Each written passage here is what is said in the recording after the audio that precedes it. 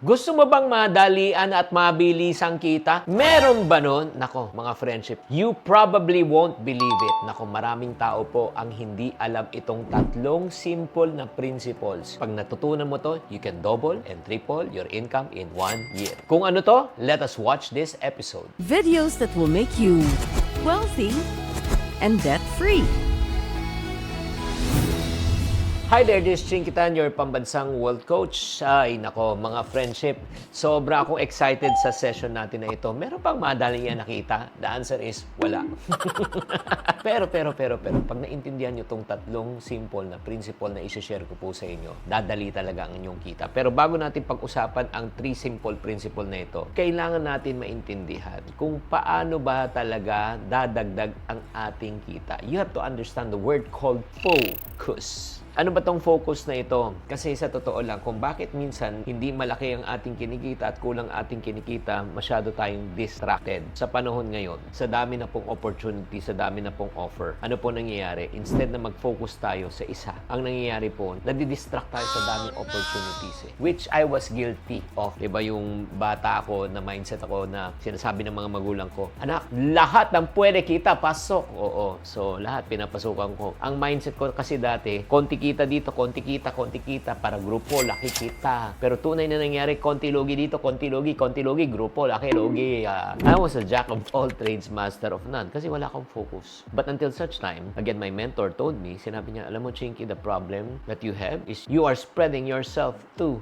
thin. No? Masyado kang scattered eh. Sabog ka. Kailangan mo focus. So, right now, isi-share ko sa inyo tong principle na ito na natutunan ko from a book called Good to Great by Jim Collins. Sinabi niya, kung gusto nyo talaga maging matagumpay katulad ng mga malalaking kumpanya sa Amerika at dito rin sa Pilipinas. Unang principle, focus on what you are good at. Maghanap ka ng isang bagay na talagang sobrang galing mo, sobrang talagang easy para sa iyong gawin, at yan ang gawin mo. Like for example, ito lang just to give you a perspective, yung hedgehog po. Ang hedgehog, may tinuturo siyang hedgehog. Ito po isang uring daga. Maliit na hayop. Oo, mammal.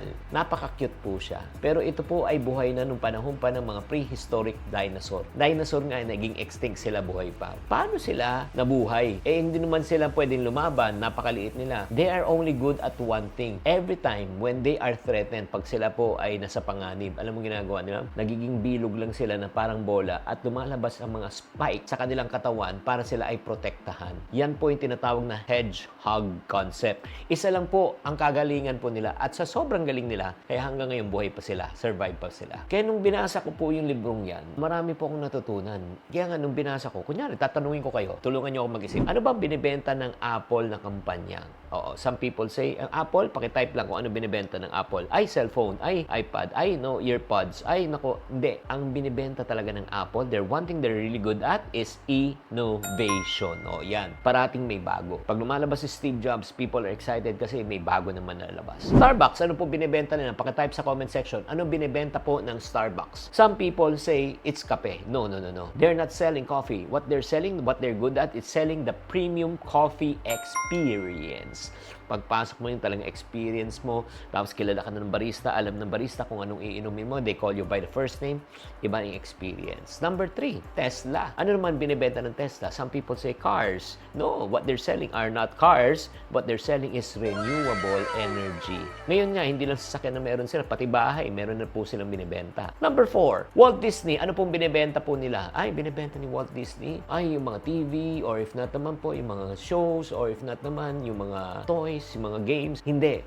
What they're selling is making people happy.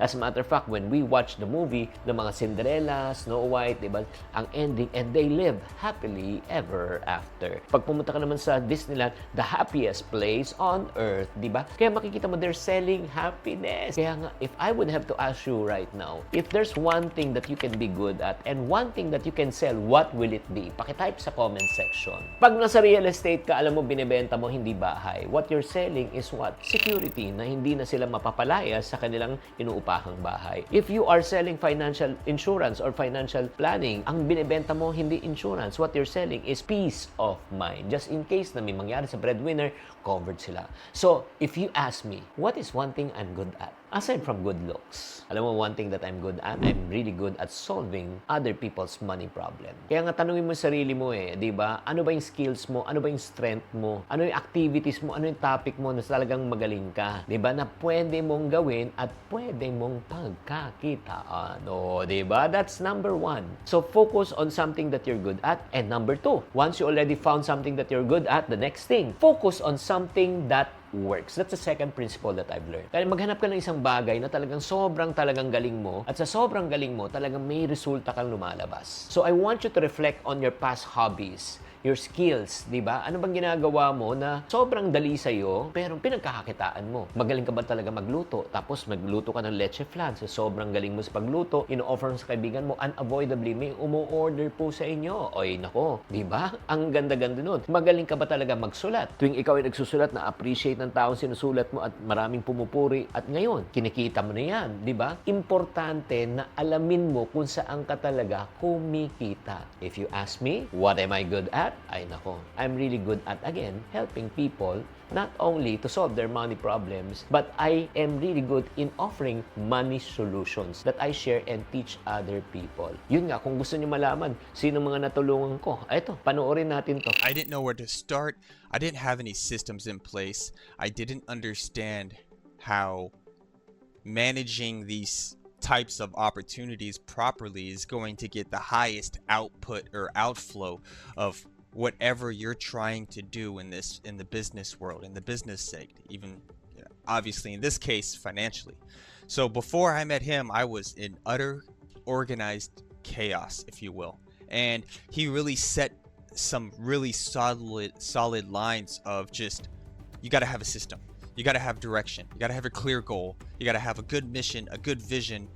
And the more crystal clear that I made my goals that he kind of helped push me towards, the bigger and better that I was able to come and to execute these ideas into actual projects that I'm now juggling here in the space. For one, I was able to make 3 shows. I have the most popular basketball podcast here in the Philippines. Also ranked number 1 in the United States in terms of sports news. I created a CNN show before CNN Philippines went down. It was the most popular, highest viewed show on the network.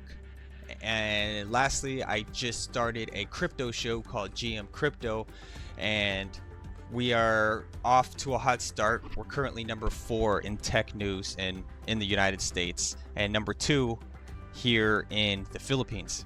And my reason I would not be able to do these 3 shows if I didn't have proper systems in place and how to run these with a good outflow. So guys, I encourage you to check out Chinky's program. It is very solid. There is news and information that you can find elsewhere. He is obviously not the only person, and may he work for you or not work for you. I think the thing in business or in finance, you gotta try it. And if you try it, hey, awesome. If it works, great.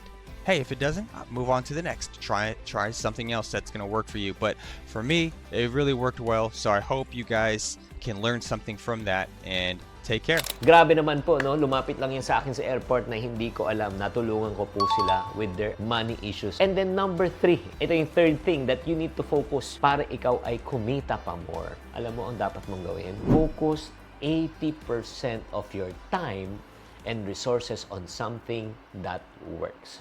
Ano ibig sabihin po niyan? Ito naman ay nabasa ko regarding Pareto Law. Ang ibig sabihin ng 20-80 Pareto Law, if you are in business, 20% of your product produces 80% of your sales and your income. Kung i-check mo sa 10 binibenta mo, 2 o 3 lang ang pinakamagaling na magbenta doon, highest na benta, pero sila nagpo-produce ng 80% ng volume mo. Anong ibig sabihin po nito? You need to find your 20%.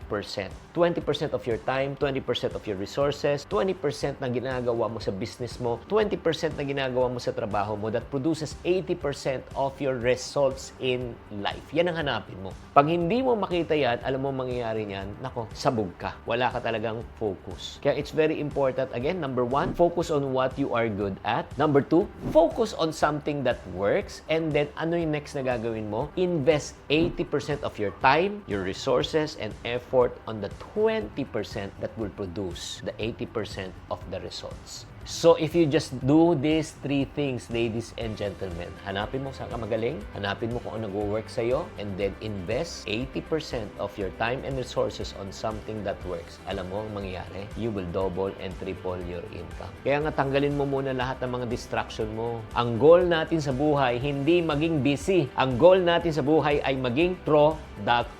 Kahit hindi mo gustong gawin, pero alam mo, nagpuproduce ng result, doon ka mag-focus. Kung ikaw ay natulungan ng video na ito, kung ano ang natutunan mo sa video na ito, pakitype sa comment section so that we can discuss. Kung may mga questions pa kayo, please feel free to ask me questions. No? And I would happy to answer your questions. Maraming salamat sa pag-tune in. Tatandaan, tamang karunungan, tamang disiplina po ang susi sa pagyaman.